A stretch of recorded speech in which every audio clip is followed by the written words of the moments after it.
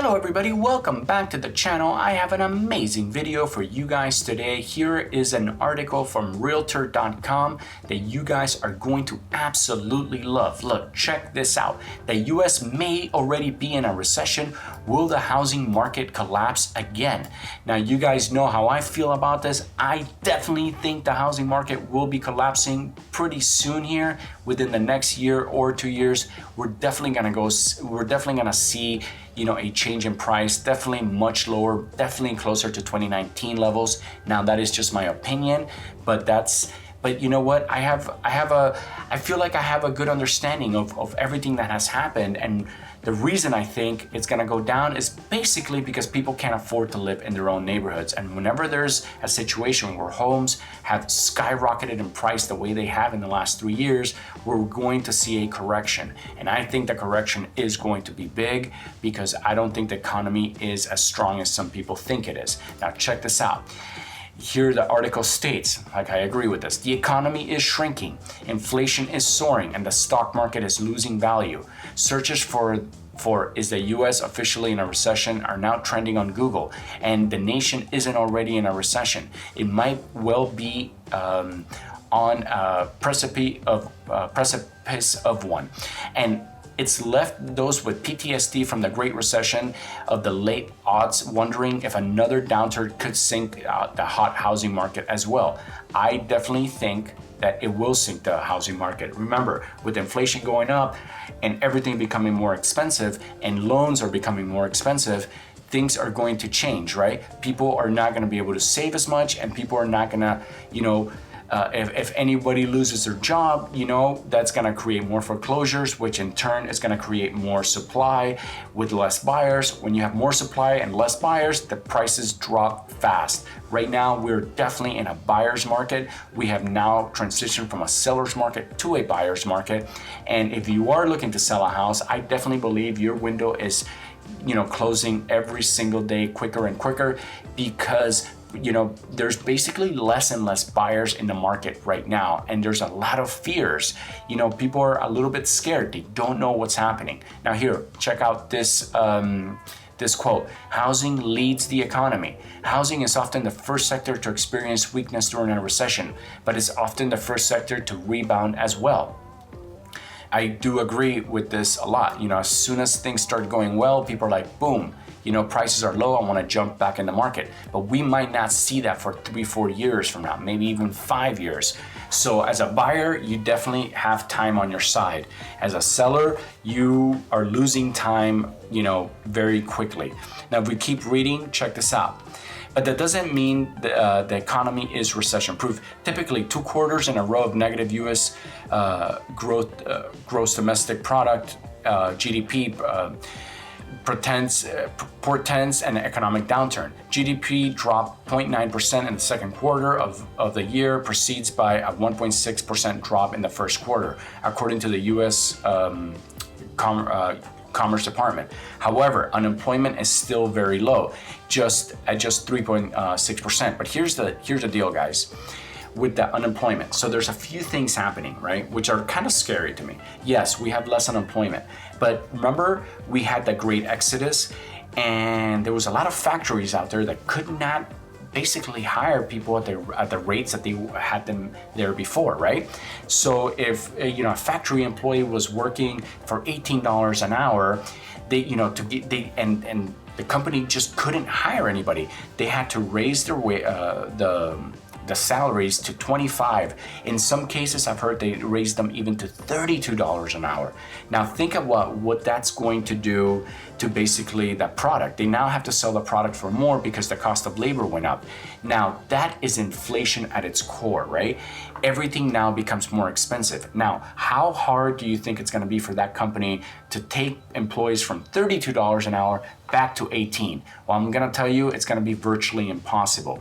So the price of those products from that factory are probably gonna stay up. And that is a big problem, right? Because basically now, inflation is doing what it's supposed to do. It's raising the prices of everything.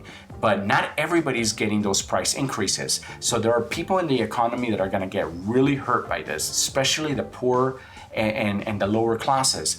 Some of the higher classes, they're gonna be okay. But as a whole, I think we're all going to suffer a little bit. But the flip side is that houses are going to start becoming more affordable as the economy begins to shrink. So check this out. Here's another quote. Recession tends to coincide with the shrinking economies. We have seen some shrinking. Okay, so we haven't seen job losses yet, which is why whether we're in a recession is up for debate. But remember, this could turn any day. We could see huge layoffs, coming into Christmas time, as if we have weaker Christmas sales, right? Where a lot of people make a lot of their money, you're gonna see more of a downturn in the economy. People are gonna start laying off factory workers. People are gonna stop, they're not gonna hire as much in the stores. So again, this could change very quickly. And once we start seeing layoffs, guys, the prices are going to come down. So just be ready. If you got a down payment, just wait. Now here's another quote. I do not think the U.S. is currently in a recession, and there are too many areas of the economy that are performing well. Again, you're right.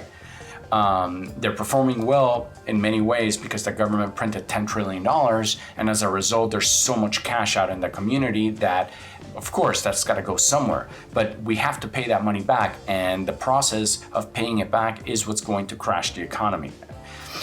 So guys, why do I keep talking about why I think the prices are gonna go down? And this is why. Blue line, 2019, red line, 2020, orange line, 2021, and black line is 2022.